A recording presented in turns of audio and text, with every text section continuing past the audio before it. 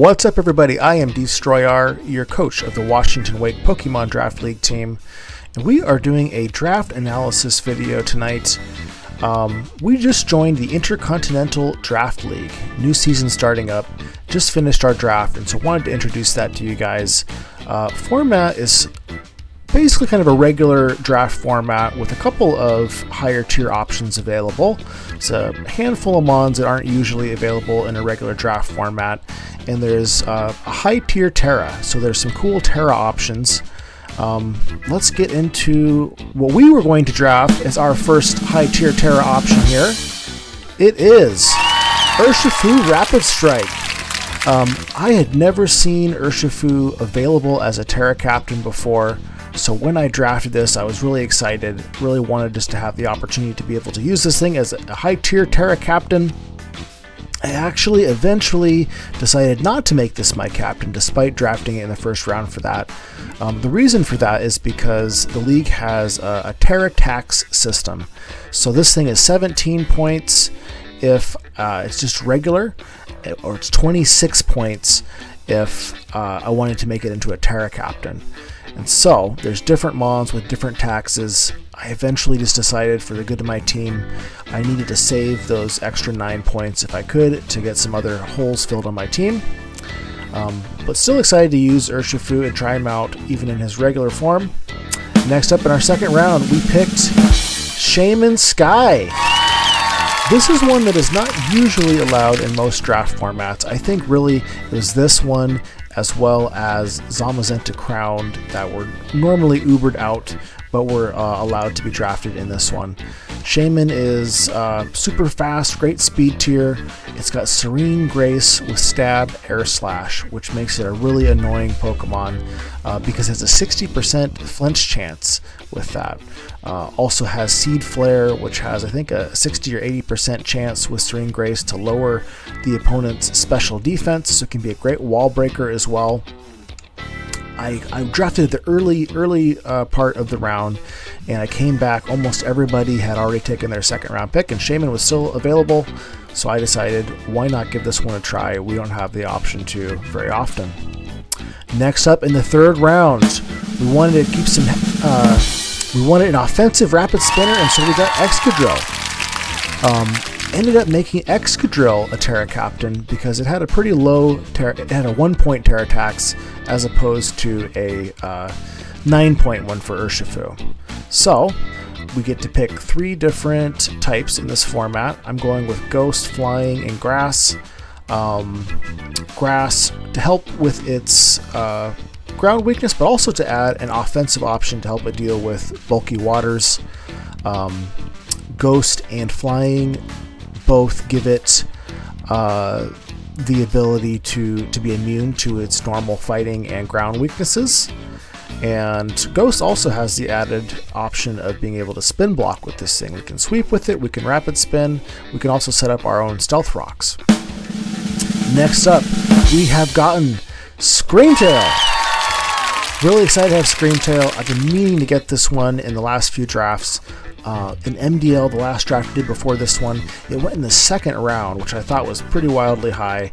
Draft before that, it went in the third round. Some drafts, it just goes undrafted completely, but I thought that the fourth round was a good spot to take this one. And it's going to be my second Tera captain. It's a very defensive-oriented Pokemon. It's also got a really good speed tier. Going with Ghost as a way to spin block if I needed to, as well as just a good defensive Tera overall.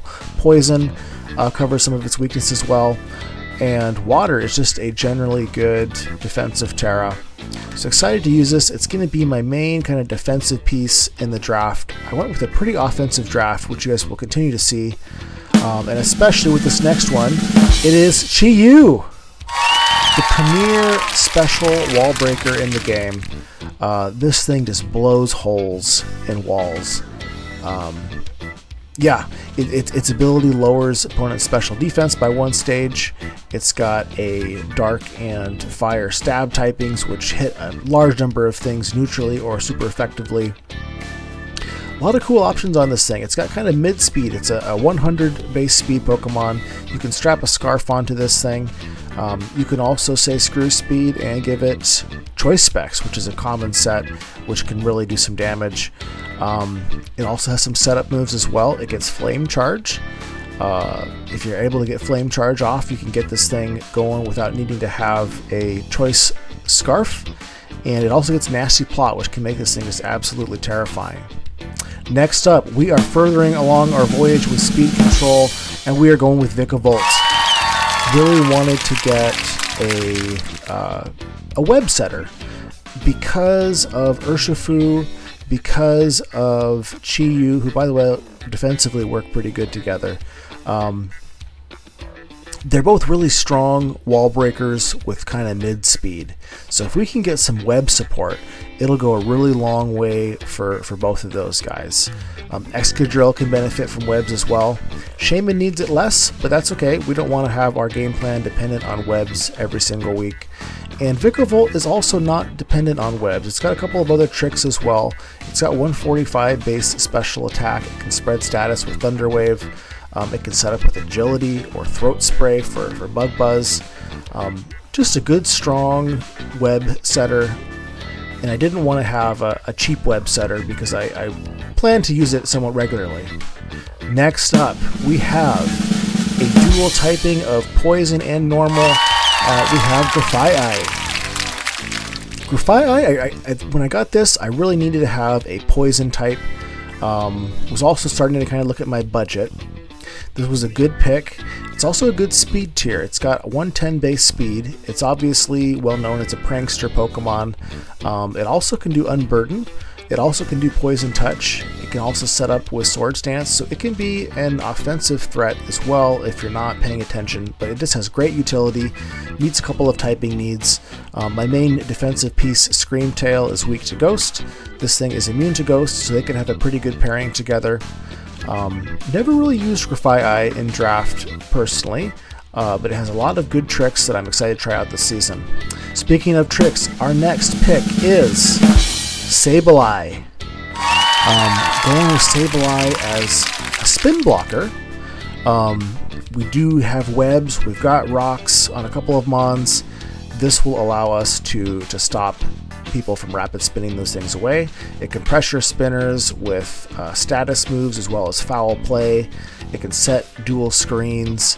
It can encore, it can taunt. It's just a great utility Pokemon. It was really cheap to get and really helped me with being able to save some points to pick up our next Pokemon. But we're not to our next Pokemon just yet. This thing is just really awesome, really great price. It's going to be full of tricks. Between this thing and Grafaiai, we have two prankster Pokemon with lots of cool tricks, and I'm hoping that we can get some good shenanigans going this season with that. Next up, we've been saving points because we really wanted to get Baxcalibur. I actually ended up getting Baxcalibur in the grace period after the draft was over. How draft typically works is after the draft is over, everybody gets 24 hours to make whatever free agent changes they want without it counting towards their transaction total. At that time, I made a couple of moves to save points, and I picked up Baxcalibur. I thought it just went really well with kind of my webs team setup that I have going on here. Another mid-speed Pokemon with tremendous wall-breaking power. You can Swords Dance, you can Dragon Dance, you can do Choice Band, whatever you want. Baxcalibur just hits really hard. It's pretty bulky as well, and I've never used it before in draft. Honestly, I haven't used any of these Pokemon that I've drafted in draft before, and so I'm happy to try them out. Next up, we have a way to enable Excadrill, and it is Sandaconda. Really wanted to. This was another grace period change for us here. I had originally again had Urshifu as a Tera captain. Made Excadrill a Tera captain to save some points, and when I did that, I figured, you know what, we got to use the Excadrill for more than just a rapid spinner. Let's get some sand for him. So Sandaconda, one of its abilities is Sand Spit. If it gets hit by attack, it sets a sandstorm out, so we can definitely use that to enable Sand Rush on Excadrill. It also has a number of other tricks as well. It can glare, it can coil, it can do shed skin as its other ability with rest. So looking forward to trying that one out. Another solid stealth rock setter as well. And last up, we have our final of our 3 Tera captains. It was only 1 point to pick this thing up, and I think it's going to put in a lot more work than that. It is Stancler, the mean green fighting machine. We're going with Ghost, Steel, and Fairy on this thing. Even without Tera, it's a normal type. It's got Intimidate, it can use Eviolite, and it can be very bulky with that. I think that this thing could have some pretty good defensive synergy with Screamtail, even without Tera. And again, you'll notice as well, I went Tera Ghost on all 3 of my Tera captains, which might be excessive, but I want to have options to spin block. I want to be able to have those webs out there as long as I can when I do pick webs. Steel is just a good general defensive typing, one that I felt benefited my team overall. Same thing for Fairy. Fairy is just a wonderful defensive type, and Ghost and Fairy specifically for Stantler resist or are immune to its one weakness in fighting. So that is the draft. We're excited to get this season started. Week 1 is next week, and we will be having uploads, I believe, on Fridays. And so stay tuned. We'll be excited to bring you guys my first draft match from this league next Friday.